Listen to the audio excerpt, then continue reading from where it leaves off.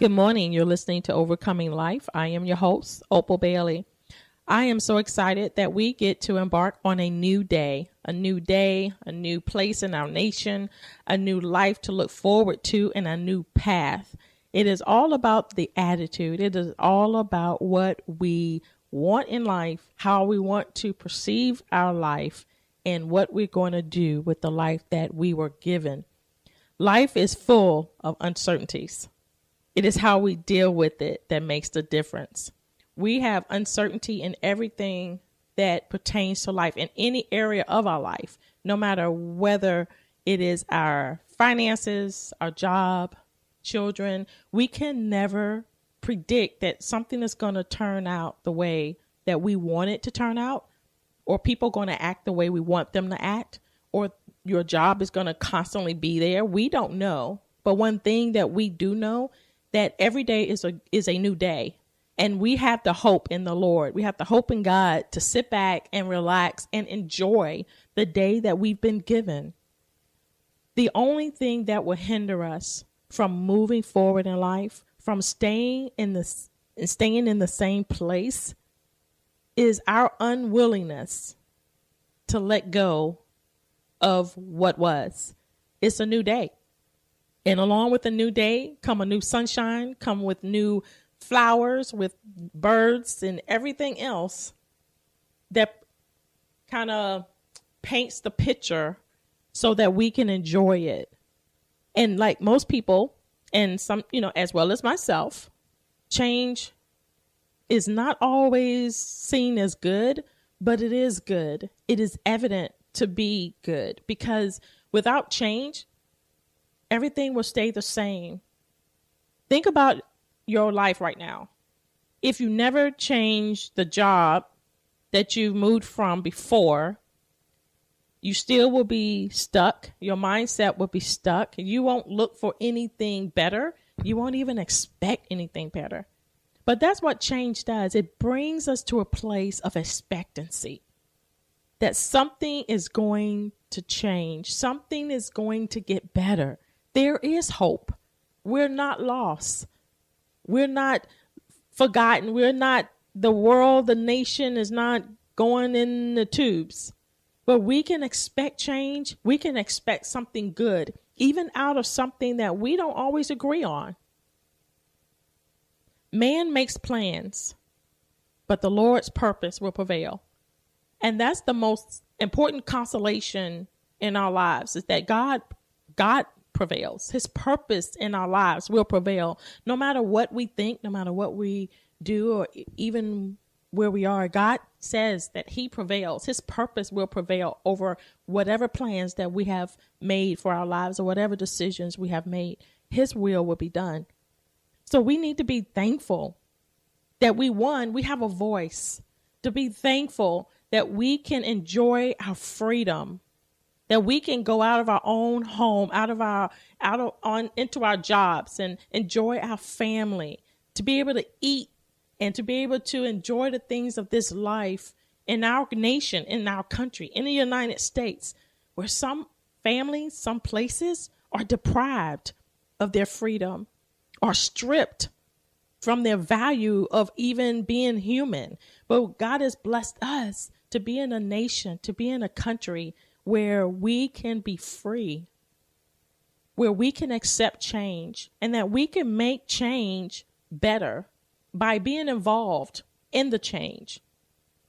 We want to direct people, even our kids and other things, to be role models of other people. And sometimes, you got to look at the fact that there are role models that are positive. There are role models that are negative.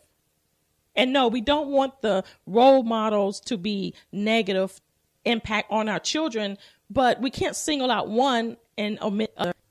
The important role model, the important impact that our children would ever have is our parents, is us. We are the role models. It's not a singer, it's not an actor, it's not a director, it's not anybody else but the parents. And if we don't become the role models that they see, it is easy for them to become something else that they were never, ever meant to be.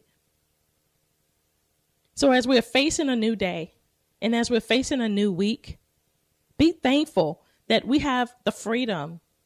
Be thankful that we have the freedom to vote. We have the freedom to make our stance. We have a freedom to stand up for what's wrong. And we have a freedom to stand up for what's right. These are all blessings. These are all things that God has given us to enjoy. So be thankful. Use your thankfulness. Use your voice for something good. Go out there and create a program for your neighborhood, for the children, for the seniors, for the veterans, whatever it is. Create a business that will give back to the community. Create an event that will touch the senior community, that will touch single families, single fathers. Do something with the freedom that we've been given. Do something with this change that we have embraced and we are embarking on and we are living in. Be a part of a positive change.